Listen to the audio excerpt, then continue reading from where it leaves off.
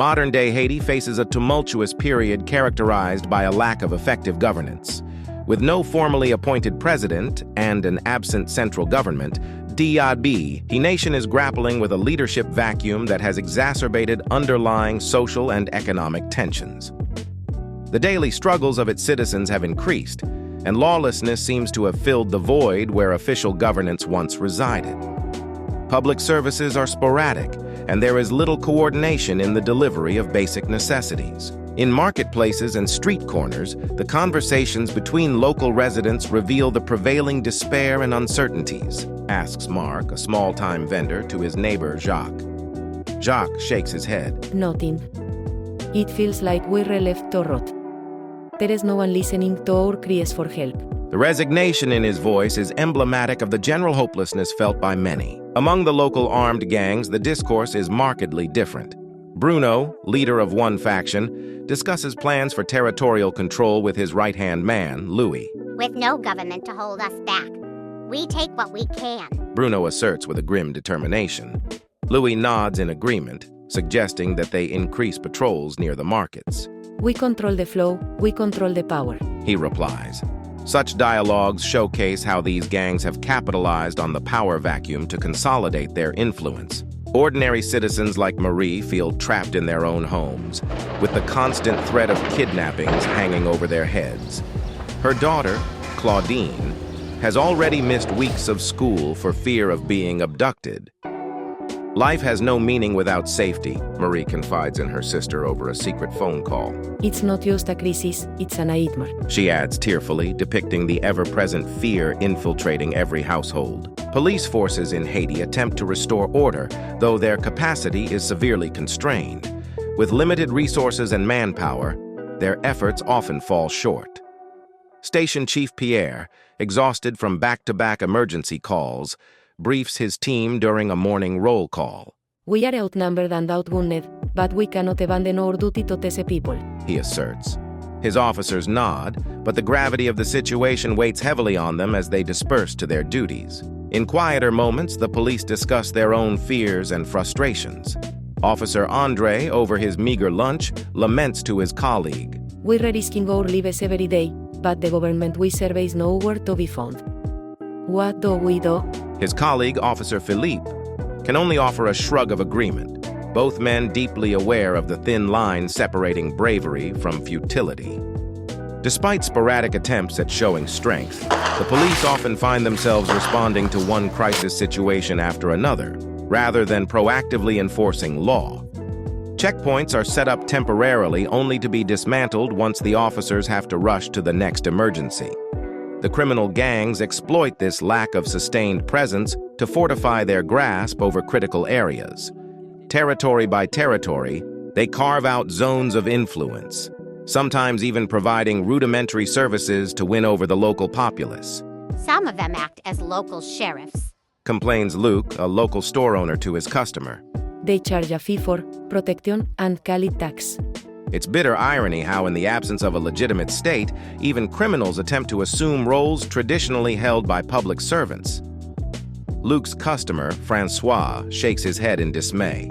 They know better than peresats feeding off our misery, he responds. In moments of rare tranquility, hope still flickers within some individuals. At the steps of a dilapidated church, Father Jean tries to console his congregation. We are in the eye of a storm. He preaches, but storms pass. Together, with enough fight and unity, we can rebuild. His words find some receptive ears, though many can no longer afford the luxury of hope.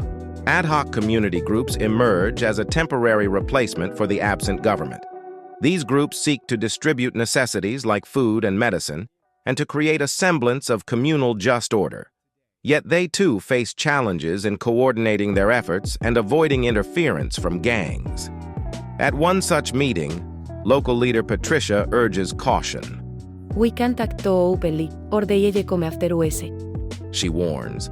Through clenched teeth, everyone present nods silently, understanding the harsh reality of their situation. In the shadows, international aid organizations attempt to intervene but face the same challenges. Donna, an aid worker, shares her frustrations in a radio interview. Delivering help through these streets is like navigating a war zone. Every convoy needs armed guards. She confesses. These foreign helpers, while welcomed by many, are also wary of the contested lands they must traverse. Caught in this mayhem, Haiti's youth navigate an uncertain future.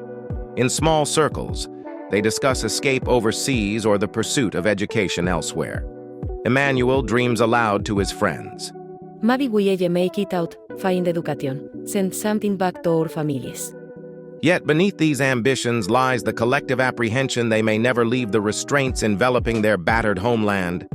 Human rights organizations decry the escalating violence and lawlessness, but have little tangible impact without strong cooperation from an effective government.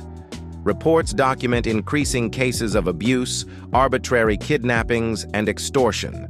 Pierre Paul, a rights activist, in an impassioned plea to international media, implores, We need the world to notice.